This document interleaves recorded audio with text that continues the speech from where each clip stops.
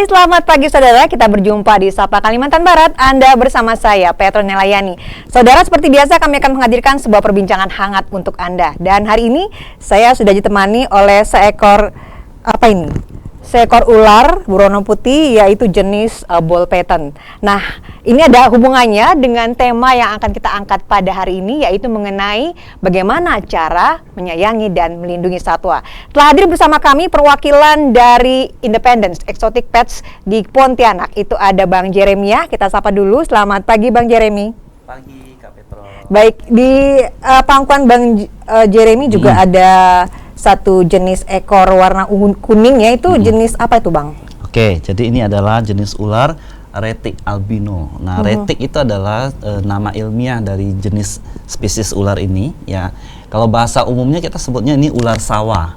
Ular sawah? Iya, hanya karena ini membawa gen istimewa, yaitu albino. Artinya mereka kekurangan pigmen warna yang membuat mereka memiliki warna yang lebih pucat, lebih cerah, dan lebih cantik seperti ini. Baik, nah saudara, ini kami hari ini akan berbincang dan ada bintang tamunya. Ada beberapa hewan yang akan dibawa khususnya untuk hewan piaraan.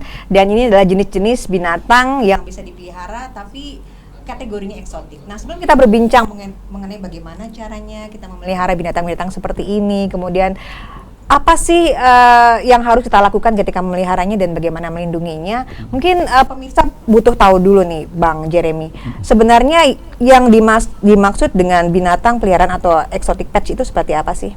Oke, komunitas kita ini adalah komunitas kita yang memberikan beberapa service ke masyarakat ya. Salah satunya kita di Independent Exotic Pets itu kita memberikan edukasi baik ke sekolah-sekolah maupun kita di Car Free Day biasanya kita hadir di situ untuk mengedukasi masyarakat tentang berbagai jenis satwa yang kita pelihara ya. Kalau untuk exotic pets-nya itu seperti apa tuh? Apa saja kategorinya? Kategorinya kita tidak hanya terikat pada misalnya satu jenis hewan seperti reptil ya, tapi di situ kita ada banyak.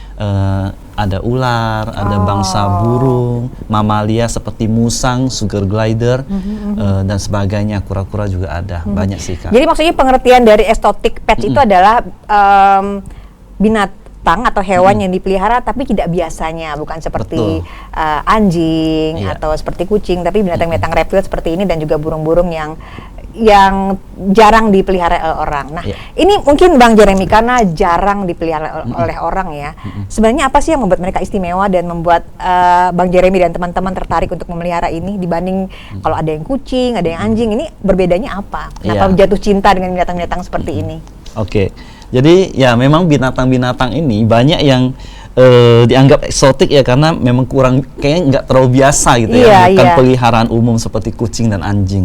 Tapi kadang ular yang kadang dianggap masyarakat itu binatang yang ekstrim gitu ya. Nah, kemudian kayak sugar glider juga banyak binatang-binatang impor yang makanya disebut eksotik ya. Itu kita ada binatang dari Afrika, Amerika Selatan dan sebagainya. Yang membuat kita tertarik itu binatang-binatang ini semuanya memiliki karakter yang cukup gampang berinteraksi dengan manusia ya. Maksudnya mereka sangat bersahabat. Seperti bangsa ular seperti ini ya kan, yang mana orang sering takut, padahal sebenarnya mereka sama seperti kucing dan anjing. Kalau diperlakukan dengan baik, mereka bisa menjadi binatang peliharaan yang sangat jinak dan bisa kita ajak bermain kapanpun kita mau. Artinya ya ini ya, membuktikan, mematahkan penilaian dari masyarakat secara umum bahwa sebenarnya binatang ini gampang juga dipelihara seperti binatang-binatang lainnya, seperti kucing dan anjingnya. Nah Bang, ini di Pontianak ini dibentuk komunitas Independence Exotic Pet seperti ini ya. Salah satu binatangnya adalah seperti ini yang saya pegang dan Bang Jeremy pegang. Nah, kenapa namanya ada judulnya Independence begitu ya? Independence Exotic Pets. Oke. Nah, makna dari independence di sini ya karena kita tidak terikat pada satu jenis hewan saja. Nah, kita memiliki variasi yang cukup banyak. Jadi di komunitas kita itu teman-teman ada yang memelihara selain bangsa ular, ada bangsa kadal seperti iguana, ada savana monitor dari Afrika, dan banyak kadal lainnya. Biawak lokal juga ada ya. Kemudian kita juga memelihara bangsa mamalia seperti musang ya, sugar glider, dan juga ada bangsa seperti ya kalajengking juga ada. Kalajengking juga ada. Itu tidak berbahaya kalajengking? Ya, sebenarnya itulah pandangan masyarakat, berbahaya menyengat, padahal kalau hanya dipegang itu itu tidak berbahaya sama Ada sekali. cara-caranya bagaimana Ada cara caranya. megang supaya Yang penting aman tidak ya? menyakiti, Kak. Itu dia pasti bisa jadi binatang peliharaan. Yang penting sayang dulu sama dia Iya, sama betul. binatangnya ini. Mereka merespon sama seperti binatang lainnya. Kalau kita menyayangi, mereka memberikan respon yang baik juga seperti salah satu ini, bisa jinak. Baik. Oke, komunitas Independence Exotic Pets Pontianak ini berdiri kapan, Bang? Sudah berapa tahun di Pontianak? Kita berdiri baru di tahun 2022 ya. 2022. Iya. Asal muasalnya atau awal mula berdirinya itu bagaimana? Kenapa Ya. bisa ada komunitas ini dan sepertinya banyak ya komunitasnya ya? Iya, betul. Jadi di Kalimantan ini sebenarnya kita terkotak-kotak pada jenis hewan tertentu yang dipelihara. Akhirnya terbentuklah ada komunitas musang, komunitas sugar glider, komunitas ular, iguana dan sebagainya. Nah, di Independent Exotic Pets kita ingin menyatukan semua binatang yang ada. Jadi tidak hanya terkotak pada satu jenis binatang ya. Nah, ini salah satunya yang menarik adalah ketika kita mengedukasi ke sekolah, setiap tahun kita diundang ya, Kak ya, untuk mengedukasi anak-anak dan binatang yang kita bawa akhirnya jadi bervariasi. Jadi anak-anak semua bisa berinteraksi, merasakan bagaimana rasanya kulit ular, bagaimana bulu burung hantu ya, atau bulu musang dan sugar glider itu, jadi variasinya banyak. Nah, ini yang menarik dari Independent Exotic Pets. Asal muasal dari jatuh cinta itu adalah mengenal dulu ya. Ini saya juga kayaknya jatuh cinta dengan ular ini nih ya. Boleh diangkut, Kak. Baik, kalau untuk ular seperti ini impor ya atau memang lokal dari Indonesia? Oke, jadi yang jenis yang kakak pegang ini adalah jenis ball python ya. Ball python itu adalah bangsa ular piton yang asalnya dari Afrika. Nah, beda dengan yang saya pegang ini ada bangsa retik atau ular yang kita sebut ular sanca, ular piton, ular sawah ya bahasa umumnya. Ini asalnya dari Asia Tenggara. Dari Asia. Jadi dia ada di Thailand, di Vietnam, di Filipina, di Indonesia apalagi banyak sekali. Baik, baik Bang Jeremy, kita akan lanjut lagi usai jeda. Mungkin dengan binatang yang lainnya karena ada banyak sekali yang datang pada hari ini di studio. Ada antri lagi binatang-binatang lain yang ingin ikut bergabung di studio bersama kami. Tetaplah bersama kami di Sapa Kalimantan Barat.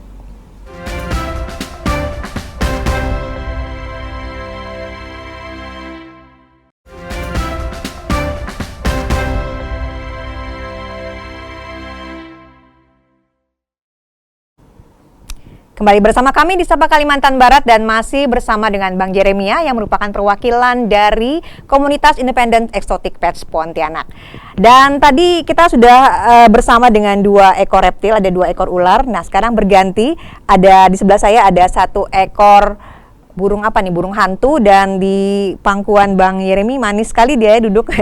Ini ada ada iguana ya, Bang ya. Ini juga termasuk reptil ya. Iya, betul. Baik, jadi ini menunjukkan bahwa sebenarnya banyak sekali binatang-binatang yang masuk kategori dari eksotik itu ya. Iya, betul. Ada jenis mamalia, ini ada burung, reptil tadi ya. Nah, Bang, tadi di segmen sebelumnya Bang Jeremy bilang bahwa ada edukasi ke sekolah-sekolah, di TK-TK untuk mengajak, mengenal dulu nih, mengenal binatang-binatang seperti ini. Mengedukasi bahwa sebenarnya binatang-binatang ini nggak jahat kok, bisa dipelihara juga ya. Nah, sekarang setelah mereka mengenal, ketika mereka ingin memeliharanya, sudah jatuh cinta ini ya, apa yang harus dilakukan? Bagaimana cara memeliharanya? Makannya seperti apa? Kemudian cara memegangnya seperti apa? Apakah dia harus di kandang? Bagaimana dia harus hidup? Sanitasinya seperti apa? Bagaimana, Bang? Oke. Jadi setiap binatang apapun yang kita mau pelihara, kita tentu harus mempelajari dulu baik habitat maupun kebiasaan mereka. Nah, itu yang paling penting. Misalnya jenis burung, kita harus tahu makanannya apa. Ya, kadang ada orang yang repot, burung saya mau kasih sayuran, yang nggak cocok gitu kan. Nah, jadi seperti jenis ini adalah burung pemangsa sebenarnya ya, bangsa burung hantu ini.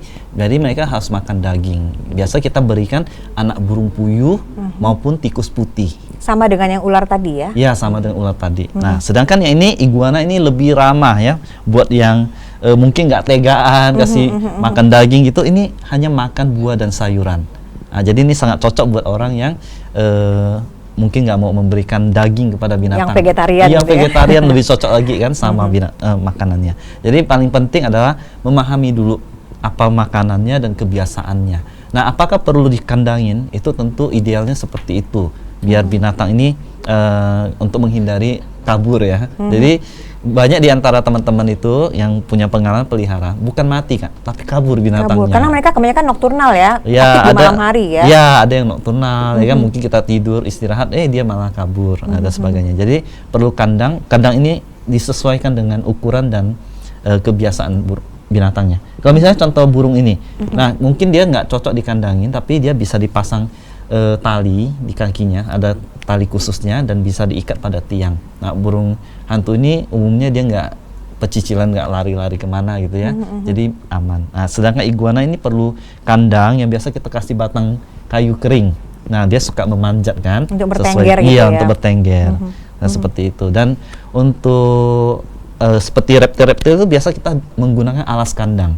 Ya, alas kandang itu paling sederhana bisa dengan koran. Jadi kalau ketika dia pup atau kotor bisa tinggal kita ganti dengan cepat dan praktis. Tapi ada juga teman-teman yang menggunakan seperti kokopit ya, atau forest bark, itu kulit kayu yang impor itu. Untuk itu yang di mana ada plus minusnya. Ya, plusnya memberikan kehangatan, suhu yang stabil untuk reptil itu, tapi juga mungkin untuk membersihkannya agak repot karena mesti dicuci.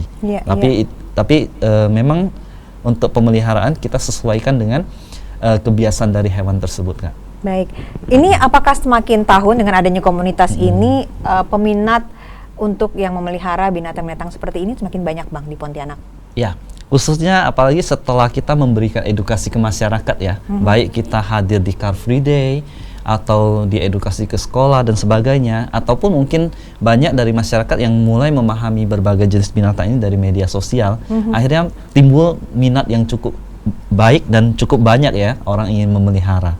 Nah, dari situ kita harapkan sih tentunya untuk memelihara itu perlu tanggung jawab. Perlu tanggung jawab. Iya, apalagi binatang yang hidupnya rentang hidupnya 10, 15, 20 tahun itu kan butuh hubungan jangka panjang. Nah, apakah kita bersedia untuk merawat, memelihara binatang itu dengan jangka waktu sepanjang itu? Jangan nanti di tengah jalan udah bosan main dilepas ke alam atau apa yang mana bukan ekosistemnya. Tentu itu akan merusak keseimbangan ekosistem dan habitat binatang-binatang lainnya. Intinya harus komitmen ya. Nah, Bang, ini kita ngomongin tentang yang FOMO seperti itu ya, yang ikut-ikutan, ikutan tren, lihat orang lain kok berhasil memelihara seperti itu, setelah mereka menjalaninya ternyata mereka tidak serajin itu ya untuk memelihara binatang-binatang seperti ini. Ada tidak kasus-kasus di Pontianak khususnya yang menyelamatkan binatang-binatang peliharaan yang terbengkalai, yang oleh tuannya itu tidak dirawat dengan baik? Ada tidak seperti itu programnya? Jadi sebenarnya kita beberapa kali itu menemukan ada teman-teman yang memelihara akhirnya mungkin bosan ya. Nah, bosan ya. Iya, untungnya mereka tuh bukan melepas ke alam, tapi mereka menghibahkan ke teman-teman komunitas yang lain untuk kita lanjutkan memelihara. Ya, lepas adopsi gitu ya.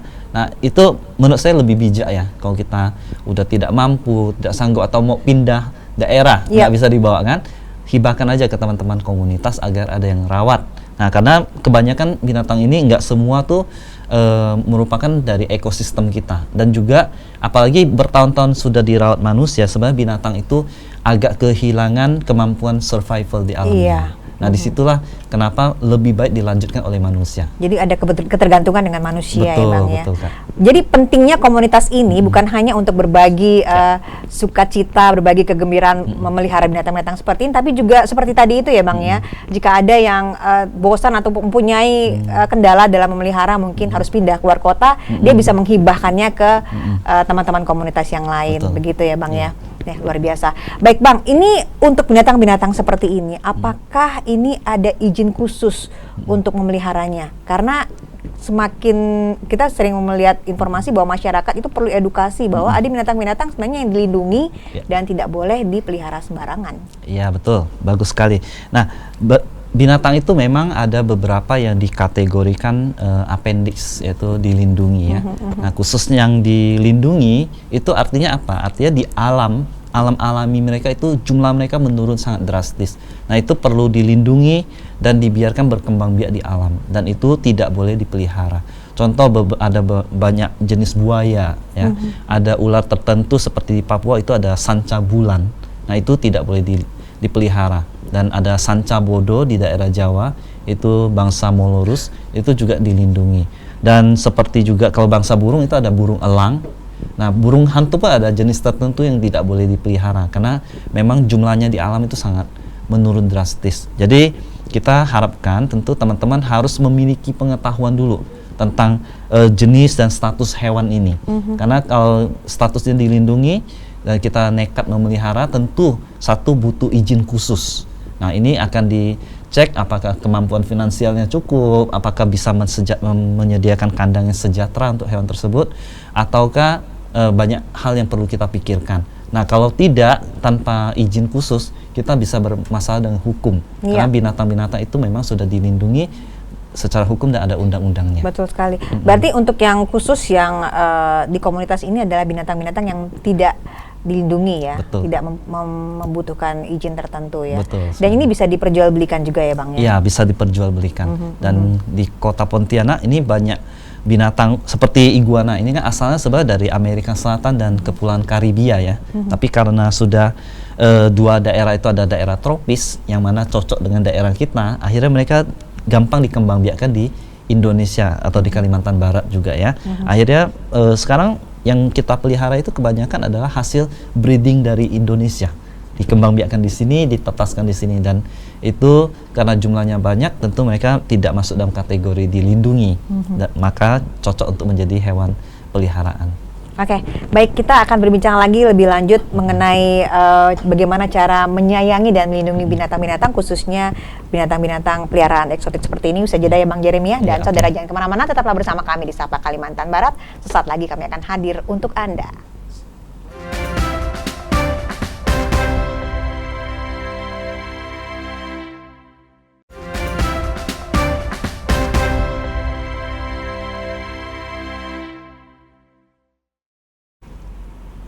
Saudara, terima kasih Anda masih bersama kami di Sapa Kalimantan Barat, masih bersama dengan Bang Jeremiah dari perwakilan komunitas independen eksotik Pets Pontianak.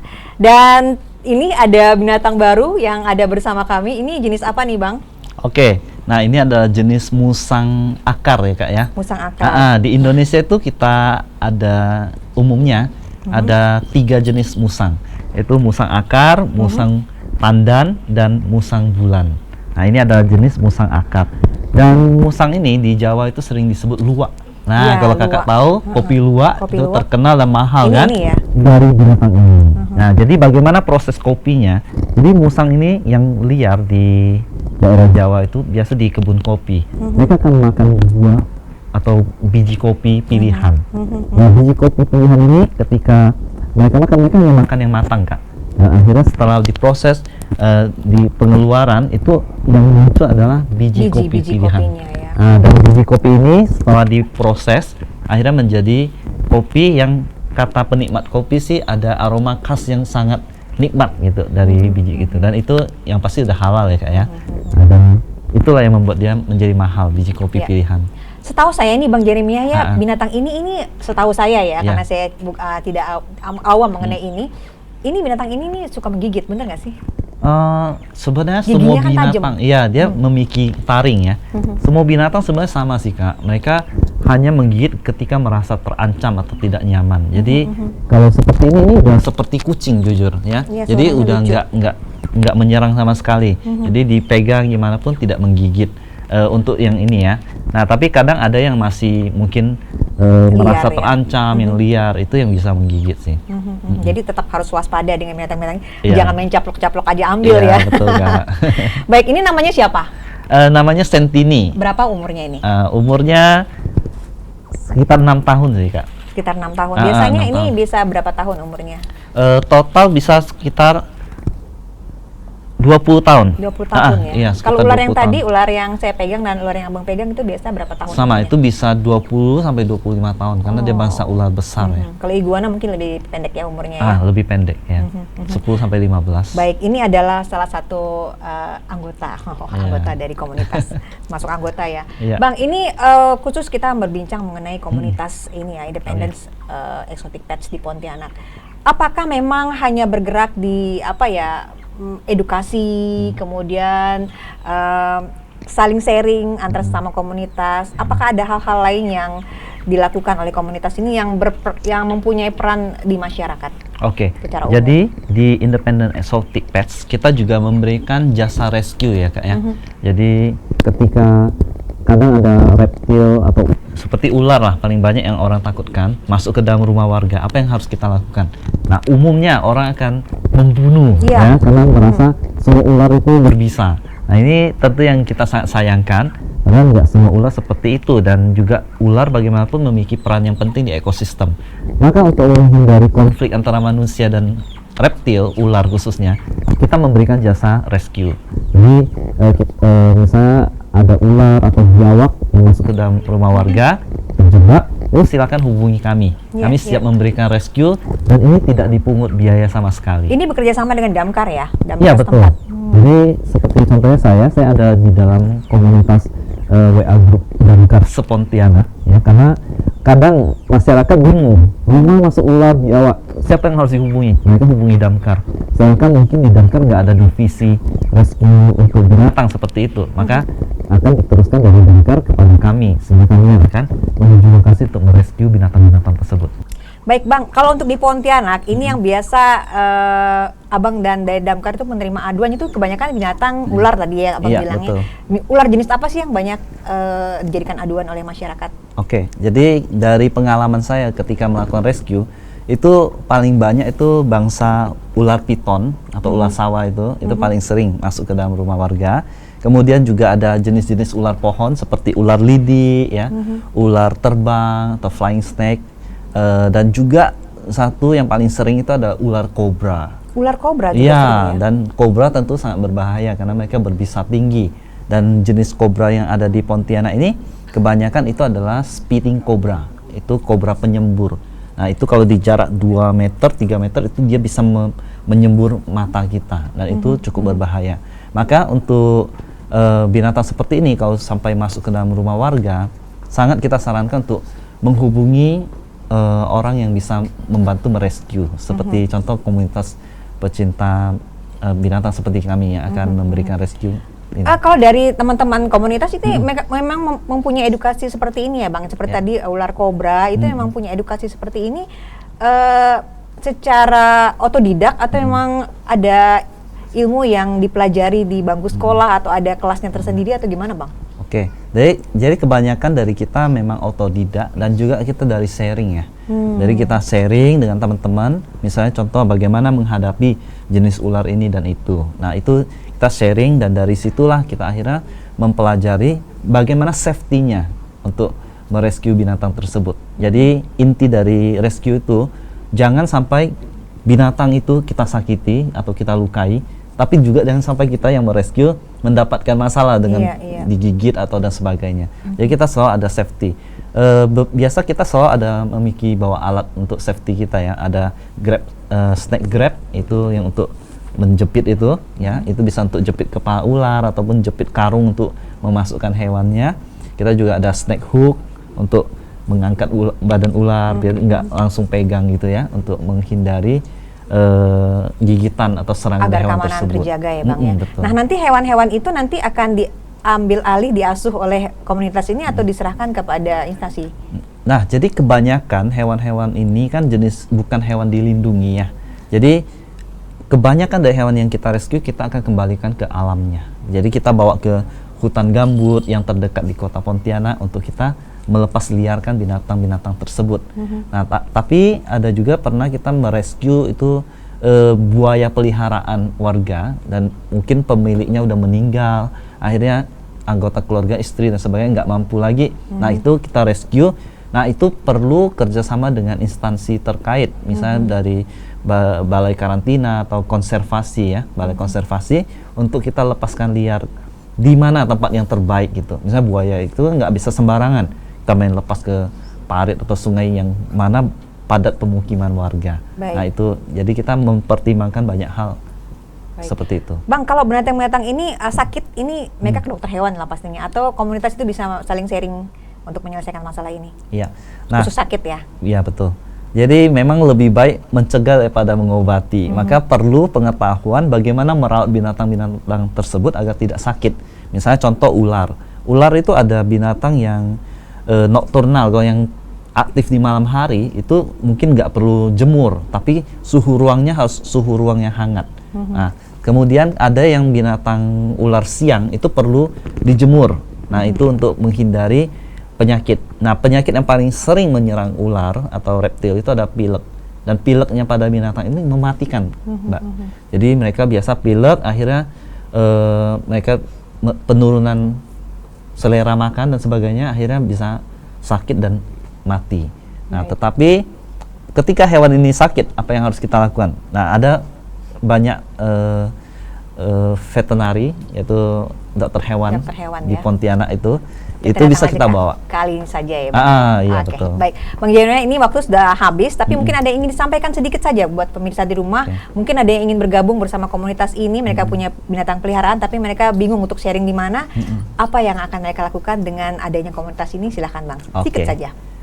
Jadi buat masyarakat, khususnya di Kota Pontianak, bagi yang ingin memelihara binatang ini, silakan.